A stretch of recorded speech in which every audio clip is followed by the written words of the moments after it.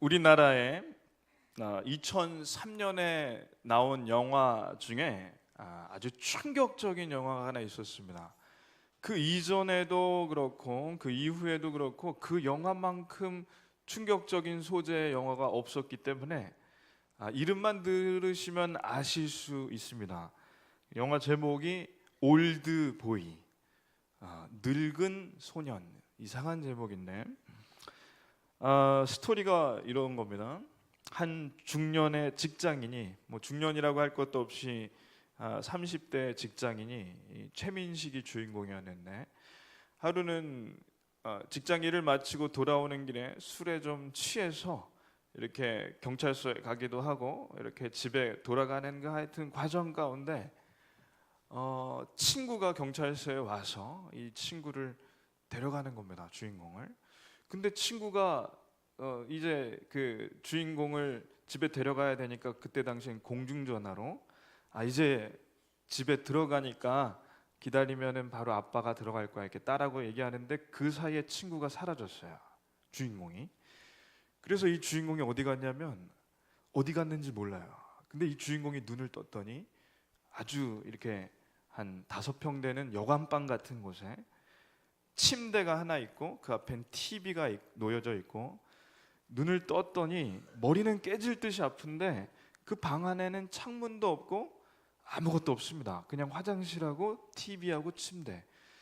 그래서 이 사람이 내가 왜 여기 있는지, 내가 술을 먹기는 했는데 그 다음엔 기억이 안 나니까 이게 뭔지를 모르겠는데, 매일 똑같은 시간에 군만두, 중국집 군만두가 방 밑으로 들어오는 거야. 그리고 그 방문은 철장문이고 창문이 없습니다. 그래서 이 사람이 배고프니까 군만두는 먹고 그 다음날 아침에 깼는데 모르겠는 거예요. 군만두만 그 시간에 들어와요. 그렇게 일주일이 지나고 열흘이 지나는데 이 사람이 매일 군만두를 먹는다는 게 이 영화의 시작입니다. 몇 년을 먹었을까요?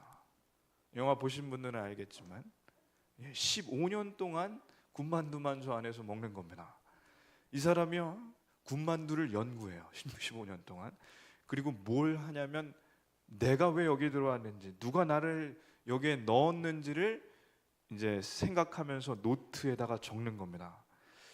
그래서 군만두를 넣어주는 사람 손을 확 잡고 나를 꺼내달라고, 날 왜 여기 넣냐고 하는데, 군만두 배달하는 중국집 직원이 발로 차서 얻어 터지고 들어가면 밤이 되면 가스가 나와서 잠이 드는 희한한 영화죠. 그래서 15년 동안 이 사람이 뭘 하냐면은 젓가락을 가지고, 군만두집에서 온, 중국집에서 온 젓가락을 가지고 벽을 파는 거예요. 15년 동안 나가려고, 탈출하려고. 그래서 열흘만 더 파면 이 감옥 같은 이 방에서 나가게 될 만큼 이렇게 다 깊이를 깊게 팠는데, 이 사람이 나가기 열흘 전에 꺼내줍니다. 너무 허무하죠. 그래서 이 사람이 나갔는데 머리가 막 이렇게 헝클어져 있고 나가는데 15년 동안 뭘 했냐면 TV만 보는데, TV에서 뭘 봤냐면 무술 영화만 봤어요. 왜 봤는지 아세요? 내가 나가면 반드시 날 넣은 놈을 죽이겠다. 그래서 무술 영화를 보는데 벽에다 대고 손으로 매일 주먹질을 하는데 처음엔 손이 아프잖아요. 근데 15년 동안 주먹질을 벽에 해보신 분이 계십니까? 주먹이 벽보다 강해집니다, 이 영화를 보니까, 이 영화에서. 그래서 이 사람이 나갔는데 방문 밖에 깡패들이 칼하고 야구방망이를 든 깡패들이 30명, 20명이 서 있는데 이 사람이요 5분 만에 다 패요. 5분 만에 깡패 20명을 다 쓰러뜨려요. 머릿속으로 상상하고 15년 동안 연습했으니까 이 사람이요 칼을 맞았는데 끄떡없어요. 영화니까 그러겠죠. 그래서 20명의 깡패를 해결하고 자기를 가둬놓았던 원수 같은 그 사람을 찾아가는 영화가 이 영화의 스토리입니다. 궁금하시면 보시면 되고, 올레 TV에서 1,100원에 파는 것 같습니다. 그러니까 근데 소재는 아주 안 좋아요. 근데 저는 이 영화를 보면서 요셉의 말씀이 떠올랐습니다. 자, 요셉이 감옥에서 나와서 하나님의 인도하심으로 국무총리가 됐습니다. 7년 동안의 대풍년 동안 온 나라를 돌아다니면서 왕이 준 그 두 번째로 좋은 리무진을 타고 다니면서 곡간을 창고를 만들고 그 안에 곡식을 채우는 일을 7년 동안 합니다. 왜죠? 사람들을 살리려고. 7년 후에 대흉년이 왔을 때 사람들을 살려. 그래서 온 나라의 곡간이 채워집니다. 그리고 진짜 꿈꾼 대로 해석한 대로 7년 동안 대흉년이 시작하자 백성들이 굶주리기 시작하죠. 그때 요셉이 곡간의 곡식을 팝니다. 전 이 성경을 보면서 왜 팔았을까? 나눠줘도 되지 않나? 나눠줬으면요 폭동이 일어났을 거예요. 그러니까 파는 겁니다. 그리고 놀라운 사실은 집집마다 이름을 적고 박훈 집은 허수진 박훈 집은 5명인데 어른들의 애들 3명이니까 이 정도를 한 달 동안 먹을 거라고 계산해서 줘요. 원로 목사님은 사모님하고 가평에서 2분이 사니까 저희 집보다 조금 덜 주드리고 하여튼 집집마다 그렇게 계산해서 주는데 신장로님 댁은 원래 4명 걸 주다가 올해부터 이번 달부터 3명을 줍니다.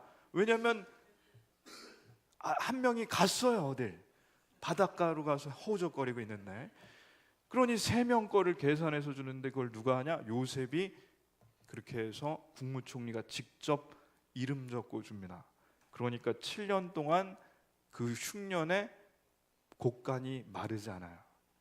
자, 이때 흉년이 얼마나 심했던지 요셉이 부모님과 형들과 살았던 그 집에서 약 400km 떨어진 데가 애굽인데 400km 떨어진, 지금으로 하면 우리가 서울인데 뭐 한 대전, 대구, 부산까지 다 흉년이니까 형들이 배고프게 됐고 부모님 아버지도 레아도 다 굶주리게 됐으니 아버지 야곱이 형들한테 얘기합니다. 야, 애굽에 가면 곡식이 있대더라.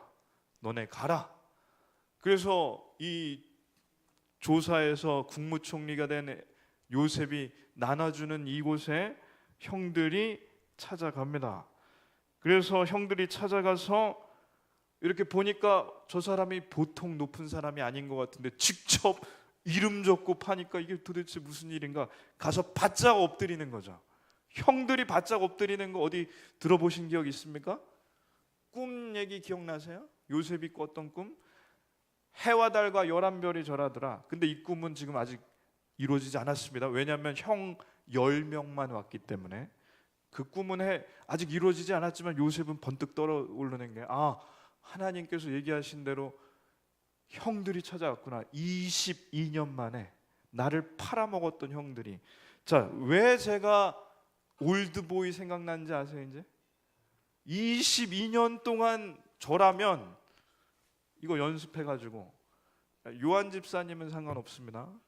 저를 팔아먹지 않았기 때문에. 근데 저를 팔아먹은 형들이 10명이 있고 22년 동안, 그중에 13년 동안 빛도 못 보게 나를 그렇게 만들었으면 저도 군만두 먹었을지는 모르겠지만 이거 연습해가지고 조용히 신하들 불러서 야, 얘네들 감옥에 넣어. 어디 감옥에 넣을까요? 저 같으면 보디발 감옥, 내가 갇혔던 데 넣고, 저라면 그럴 것 같아요. 영화를 봤으니까 군만두를 매일 13년 동안 넣어주고, 왜 갇혔는지도 얘기 안 해줘요. 요셉도 13년 동안 자기가 왜 이러는지 모르니까 군만두만 먹어라. 네, 군만두도 비싸요. 아주 제일 싼 거 라면만 먹여야죠. 그리고 패야죠. 22년 중에 내가 13년을 17살부터 30살까지 빛도 못 봤으니까, 그러니까 올드보이 영화가 생각나지 않겠습니까? 근데 요셉이요, 저 깜짝 놀란 표정 보이시죠? 근데 곡식을 줍니다. 그리고 아버지와, 고향에 계신 아버지와 어머니와 다 같이 함께 나눠 먹으라고 넉넉히 줍니다. 철천지 원수 같은 형들이 찾아왔는데 하나님이 주신 기회라고 생각할 수 있는데 곡식을 준다니까요. 그리고 자기가 요셉인 걸 숨겨요. 저걸 쓰고 얼굴을 형들은 쳐다보지도 못합니다. 쳐다보지도 못해요. 자기들이 아쉽고 잘못하면 까딱까딱하는 죽을 위기 있으니까 쳐다보지도 못해요. 그때 요셉이 보내고 이 식량을 다 먹은 다음에 다시 이 애굽의 형들이 찾아오는데 이때 몇 명이 오는지 아세요? 11명이 옵니다. 왜냐하면 첫 번째 때는 한 명이 안 왔어요. 누구냐면 요셉의 친동생 베냐민이 안 왔습니다. 왜냐하면 아버지가 걱정이 되는 거예요. 자기 아들 요셉을 이 형 10명에게 맡겼다가 22년에 죽었는데 이 하나뿐이 없는 라헬의 아들 베냐민도 갔다가 죽을까봐 못 보냈었는데 보냅니다. 자, 왜 베냐민을 첫 번째는 안 보내고 두 번째 보내느냐? 아버지 야곱의 입장을 보면 알아요. 22년 전에 어떤 일이 있었냐면 요셉이 형들에게 간식 가져다 주려다가 짐승에 찢겨서 죽었습니다. 근데 그 아들은 어떤 아들이냐면 자기가 14년 동안 기다려서 결혼한 라헬의 아들이고 하나님이 태의 문을 안 열어주셔서 10명의 형들이 주르르르 루벤, 유다, 주르르르 시므온 나온 다음에 하나님께서 맨 마지막에 태를 열어주셔서 나온 게 요셉인데 요셉이에요. 그리고 그 몇 년 후에 라헬이 그렇게 사랑한 라헬이 난산 끝에 낳고 죽은 아들이 베냐민입니다. 정말 사랑한 여자가 요셉이 어렸을 때 하람이만 할 때 죽었고 하율이도 아닌 베냐민은 갓난아기일 때 신생아실에 있을 때 라헬이 죽었으니 아버지 눈에는 이 불쌍한 요셉과 베냐민만 보이죠. 그러니 요셉한테 채색을 입혀주고 성경엔 기록되지 않지만 베냐민도 똑같이 그렇게 잘해줬을 거예요. 왜냐하면 그렇게 사랑한 여자가 아내가 죽었고 아주 피덩이 같은 저희 집으로 굳이 상상해 보시면 하람이와 하율이만한 애가 있는데 엄마가 이건 진짜 일어나면 안 되겠지만 엄마가 하루아침에 이제 죽은 거예요. 그러니 아빠 입장에서 당연히 그 아이들이 불쌍하지 않겠습니까?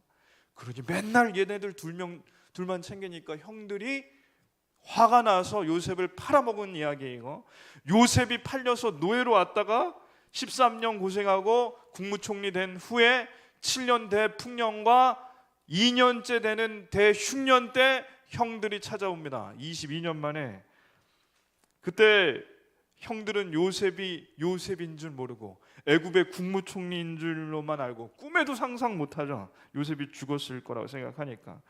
그때 요셉이 베냐민을 꼭 데려오라고 다음에 올 땐. 그래서 베냐민을 데려왔습니다. 아버지가 뭐라고 하는지 아세요? 이 나쁜 놈들아 또 죽이려고 해? 근데 그 다음 단어가 너무 서운한 단어예요.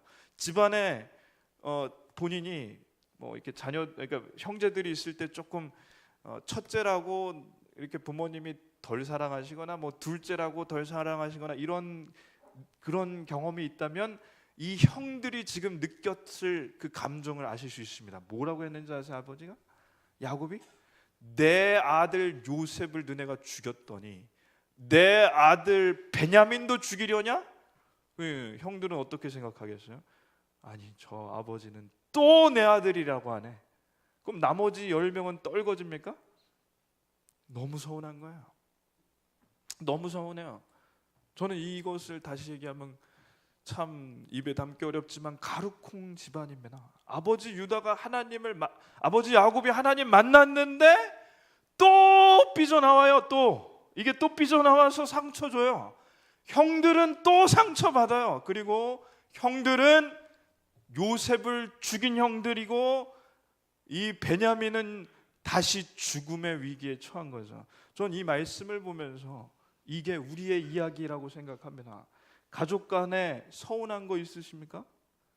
여기 가족이 같이 있어서 얘기할 수 없으십니까? 가족 가운데 서운한 일이 왜 있는지 아십니까? 그냥 말 한마디 때문에 그래요. 내 아들 요셉, 머릿속 가슴속으로 그렇게 생각했더라도 꺼내면 안 되는데 내 아들 베냐민 하는데 나머지들은 그럼 우린 떨거집니까? 그랬을 때 얼마나 서운합니까? 그게 말 한마디라는 걸 아십니까? 여러분, 말 한마디에 최진실이 죽었다는 걸 아십니까? 여러분, 말 한마디에 사람이 죽고 산다는 걸 아시냐고요. 저는 이 말 한마디가 독이 이 안에 가득하다는 걸 야고보서 3장에서 배웠고 진심으로 믿습니다. 저는 목회자로서 말 한마디를 정말 성도님들에게 잘못했을 때 연자 맷돌에 저의 목을 달아서 하나님께서 넣으신다는 말씀을 정말 새기고 싶습니다. 목회자뿐만 아니라 예수 믿는 사람이 행동거지와 말 한마디로 사람을 죽이신다면, 그 영혼이 죽는다면 여러분, 심판의 자리는 멀리 있지 않습니다. 저는 이 말씀을 보면서 정말 많이 울었습니다. 말 한마디에 사람을 죽이고 살린다면, 저희의 행동 하나에 사람 한 명이 살고 죽는다면 기도가 나옵니다. 저는 환상을 하나 봤는데요, 설교 시간에 제가 2년 반 만에 환상 하나를 말씀드리겠습니다. 강단에서 제가 차 사고 난 환상을 봤습니다. 그때 사진을 찍어놨는데 이 차 위에서 차가 버스가 밟아서 그 위에가 쇠인데 이게 칼처럼 됐습니다. 제 머리를 긁었습니다. 머리카락 100가락 정도 긁혔고 등이 찢어지지 않았지만 옷이 찢어졌습니다. 저는 말 한마디가, 그리고 저의 마음속의 가시가 찔리면 아픈 정도가 아니라 칼이 되어서 사람을 정말 실족시킨다면, 죽일 수 있다면 정말 무서운 환상이라는 걸 봤습니다. 근데 이런 환상을 봤습니다. 오늘 찬양을 할 때 십자가의 보혈로 저희 안에 가시와 쓴뿌리와 칼같이 삐져나온 육체의 소욕과 남을 정죄하고 아파하는 그것들을 하나님께서 용암처럼 녹여주실 것이 보였습니다. 제가 본 환상은 이 칼 같은 것이 사람을 찌르고 아프게 하는데, 저의 행동거지가 아프게 할 때 하나님께서 이 용암 같은 예수 그리스도의 보혈의 빨간 피로 그 쇠꼬챙이 같은 저의 더러운 것들을 녹여주시는 것을 봤단 말입니다. 그렇기 때문에 십자가의 보혈을 의지하십시오. 십자가의 보혈을 의지하면 입술의 죄와 행동의 죄가 없어지는 걸 믿으십시오. 그렇지 않으면 사람 죽입니다. 사람 살리는 일을 하지 않으시면 반드시 사람 죽이게 되어 있습니다. 그 사람 죽여놓고 그 사람이 자기가 사람 죽인 거 모른다는 거 아십니까? 전 그거 정말 안타깝습니다. 사람 죽여놓고 자기는 쿨해요. 자기가 다 죽여놓고 자기는 쿨해요. 너무 안타까운 거 아십니까? 이 쇠꼬챙이 녹여야 됩니다. 예수님의 십자가의 보혈은 저희가 천국 가는 걸로 끝나는 게 아니라 이 땅에서부터 저의 쇠꼬챙이 같은 더러운 죄를 깨끗하게 씻어 주실 겁니다. 흥분했습니다. 죄송합니다. 요셉의 형들과 베냐민이 식량을 얻으러 애굽의 국무총리를 찾아왔습니다. 그리고 전부 엎드려 절합니다. 몇 명이라고요? 11명. 해와 달과 몇 별이라고요? 몇 별? 11별. 요셉이 하나님께서 주신 꿈이 어떻게 됐습니까? 이루어졌습니다. 22년 만에 요셉이 그리고 베냐민을 봤습니다. 이걸 상상해 보십시오. 그냥 상상해 보십시오. 저희 집이지만 한번 하십시오. 하람이가 요셉이라고 칩시다. 하람이가 하율이와 22년 만에 만났어요. 그냥 그렇게 생각해 보세요. 어땠을까요? 형들 때문에 노예로 팔려서 22년 만에 만났어요. 22년 만에 이게 청년이 돼서 왔어요. 요셉이 어떻게 하는지 아세요? 요셉이 뒤에 가서 막 우는 거예요. 그리고 요셉은 참 대단합니다. 형들에게 저는 이렇게 할 거라니까, 박살낸다. 13년 동안 군만두 준 다음에 가서 매일 한 명씩 샌드백 칠 거라니까. 근데 형들한테 잔치 베풀어 주는 거예요. 그리고 되게 웃기는 성경이 있어요. 되게 웃기는 게 뭔지 아세요? 요셉이 베냐민한테만 가서 음식을 5배 퍼줘요. 5배. 아직 형들은 요셉이 자기 동생인지 모릅니다. 그리고 맛있는 것만 퍼줘요. 맛있는 거. 다른 형들은 사람이 그래도 얼마나 마음이 상하겠어요. 근데 잔치해 주는데 너네가 퍼 먹던 말던. 근데 베냐민한테는 랍스터, 스테이크 갖다 주는 거예요. 그리고 다음날 식량을 한가득 마차에 실어서, 뭐 마차 몇 개인지도 모릅니다. 가득가득 세워서 보냅니다. 기근을 잘 이겨내라고. 그리고 돈까지 받았던 거, 당신들 참 여기 먼 길 왔으니까 돈도 가져와라 보내줘요. 그리고 요셉이 그렇게 보내주는데 시험을 하는 겁니다. 저 곡식 자료에 이름이 다 써 있어요. 한 사람당 가져갈 게 있는데 쫙 형들 순서대로 있는데 맨 마지막에 누구 이름이 있는지 알아요? 곡식 자료에 벤자민, 영어로 벤자민, 우리말로 베냐민. 베냐민 이 곡식 자료에 은잔을 넣었어요. 은잔은 애굽 시대에 점치는 사람들이 이렇게 쓰는 도구입니다. 우리 뭐 무당들이 쌀가루 이렇게 던져가지고 점치듯이 은잔 가지고 점을 치는데, 그 얘기는 뭐냐면 굉장히 귀한 거예요. 근데 신하들한테 이렇게 보내는 겁니다. 내 칼을 차라. 지금 저 성문 밖에 가는 저 히브리 사람들 11명 가서 이렇게 얘기해라. 멈추시오. 너희가 어찌하여 선을 악으로 갚느냐. 형들이요, 기겁을 합니다. 아무 짓도 안 했으니까 왜 우리를 죽이러 왔나? 왜 우리를 잡으러 갔나? 그랬더니 뭐라고 하냐면, 당신들 도둑질한 거 아니까 우리가 살펴봐도 됩니까? 그랬더니 형들이 당연히 우린 도둑질한 적이 없으니까. 근데 저기서 은잔이 나와요. 베냐민 자루에서. 이 형들은 기겁을 합니다. 그리고 포송줄에 묶여서 11명이 끌려오는데 애굽의 국무총리 앞에 와요. 애굽의 국무총리 요셉이 위에서 아래를 보고 이렇게 얘기합니다. 삿대질하면서. 한번 다 같이 읽겠습니다. 요셉이 그들에게 이르되 너희가 어찌하여 이런 일을 행하였느냐? 나 같은 사람이 점을 잘 치는 줄을 너희는 알지 못하였느냐? 자, 야, 이 은잔이 얼마나 귀한 거면 이렇게 화를 냅니까? 요셉은 점치는 사람이 아니지만 그만큼 화났다는 걸 보여주는 거예요. 이게 시험하는 겁니다. 일부러 그러는 겁니다. 그때 한 사람이 나서는 거예요. 유다. 뭐라고 합니까? 한번 다 같이 유다가 우리가 내 주께 무슨 말을 하오리까? 무슨 설명을 하오리까? 우리가 어떻게 우리의 정직함을 나타내리까? 하나님이 종들의 죄악을 찾아내셨으니 우리와 이 잔이 발견된 자가 다 내 주의 노예가 되겠나이다. 아멘. 저희가 다 노예 되겠습니다. 이 형들이 어떤 형들이야?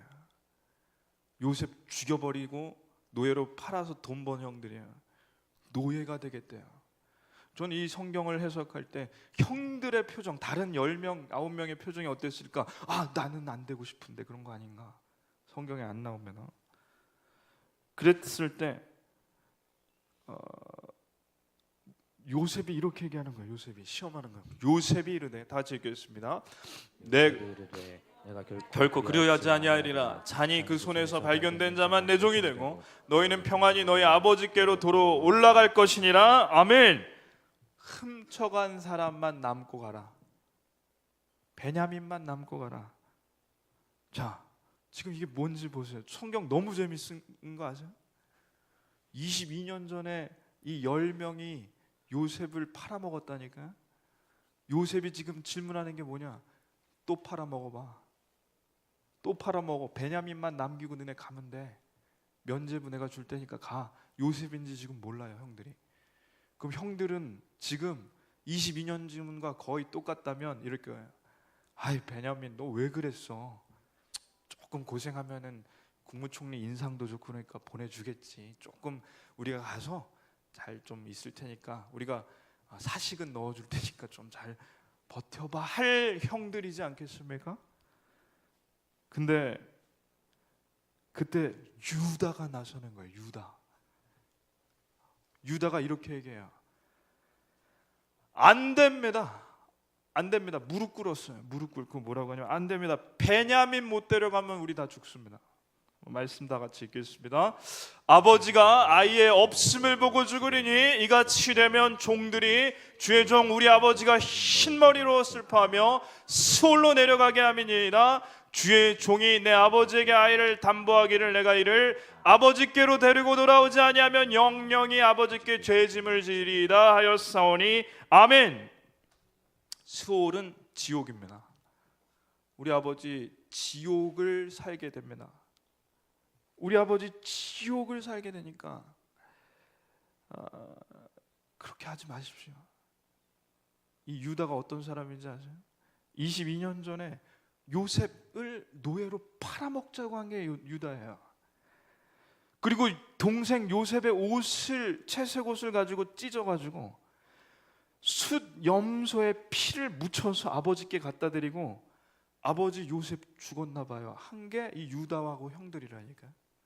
근데 아버지가 그러면 뻔히 심장마비 걸리실 줄 알고 한 사람이 유다랑 형들이라니까. 근데 지금 유다가 변한 게 보이십니까? 한마디로 하면 이거예요. 아버지가 그러면 돌아가십니다. 다시 얘기하면 이겁니다. 저 아버지 살리고 싶습니다. 저희 아버지 죽습니다. 저희 아버지 살려야 돼요. 그게 유다. 그리고 뭐라고 하는지 한번 들어보십시오. 차라리 베냐민 말고 저를 죽이십시오. 제가 종이 될 테니까 저 잡아가세요. 베냐민도 보내주세요. 그러니까 세상 물정 모르고 얘가 이런 짓 한 거니까 제가 대신 감옥에 갈 테니까 총리님 제가 노예 될 테니까 저 죽여주셔도 됩니다. 저희 형들 다 보내주시고 저희 형들 살려주시고 제 동생 살려주시고 저희 아버지 좀 살려주세요. 저희 아버지 정말 저 때문에 22년 동안 얼마나 힘들었는데 어떻게 합니까?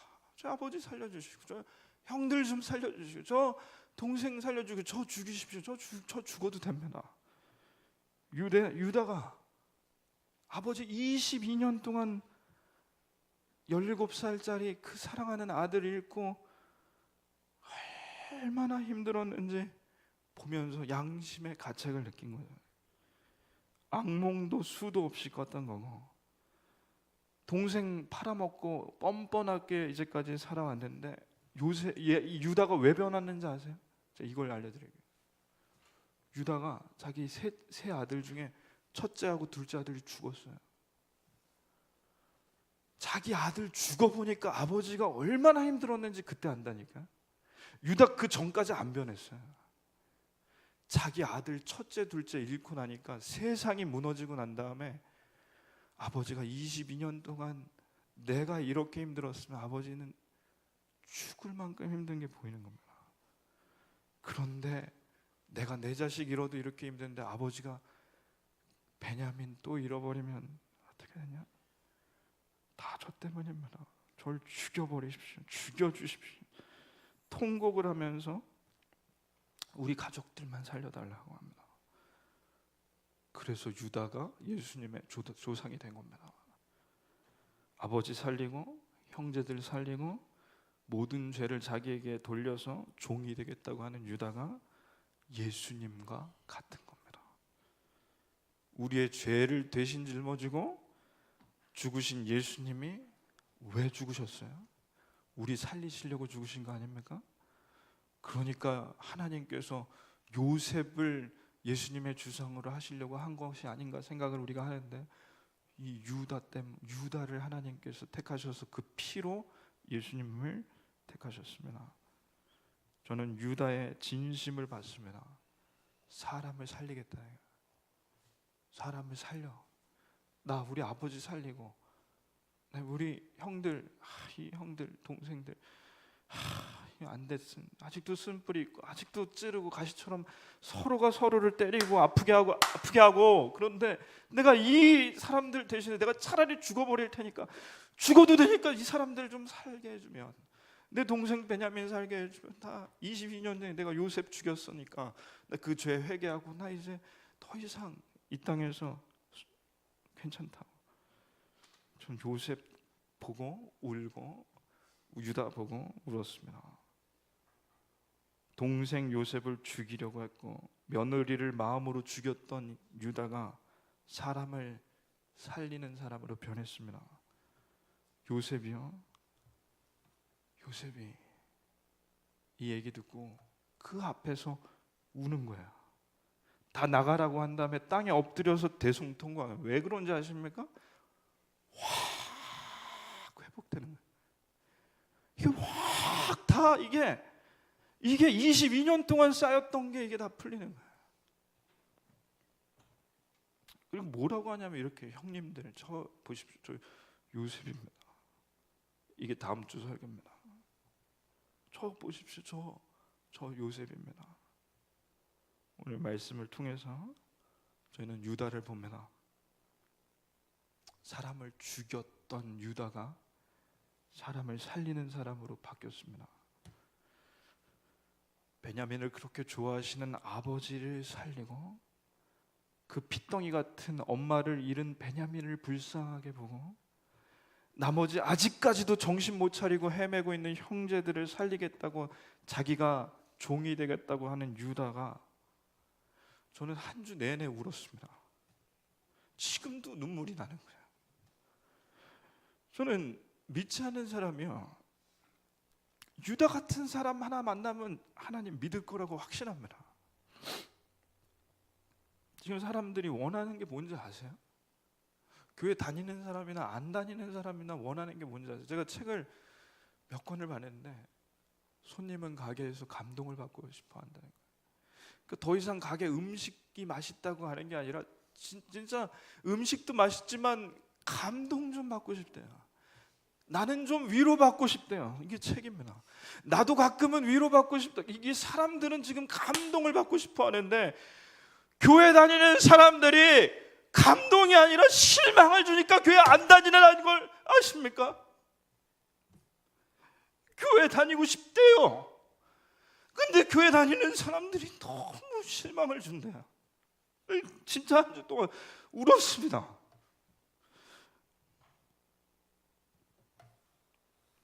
너무 하시는 거 아닙니까 우리가? 사람들이 왜 이단에 가는지 아세요? 이단에 가면 감동받는데요. 너무 잘해준대요. 교회 가니까 감동이 아니라 어떻게 예수 믿는데 저러냐요? 어떻게 예수 믿는데 저런다고 합니다.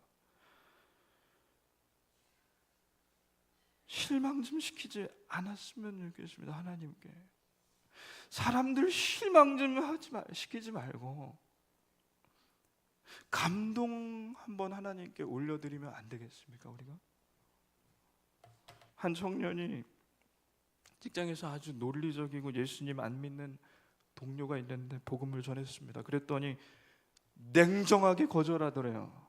근데 그 동료가 마음이 어렵고 힘든 일이 생겼을 때 찾아가서 진심으로 위로해 줬어요.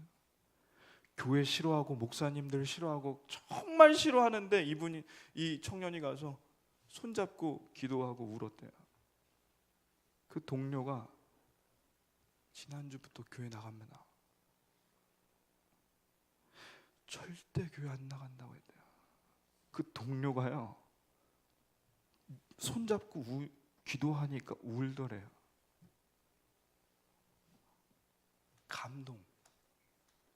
감동입니다.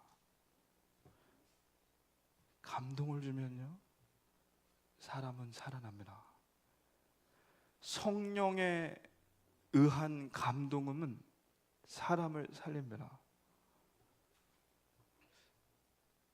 한 주 동안 설교 준비하면서 두 가지를 기도했습니다. 하나님, 저 때문에 누군가가 감동받고 예수님 믿는 사람 한 사람만 있게 해주시옵소서. 저희 교회에 한 사람만, 누군가 그 사람 때문에 감동받았다고 저한테 찾아오는 사람 있게 해주시옵소서. 두 가지입니다. 다른 거 없습니다.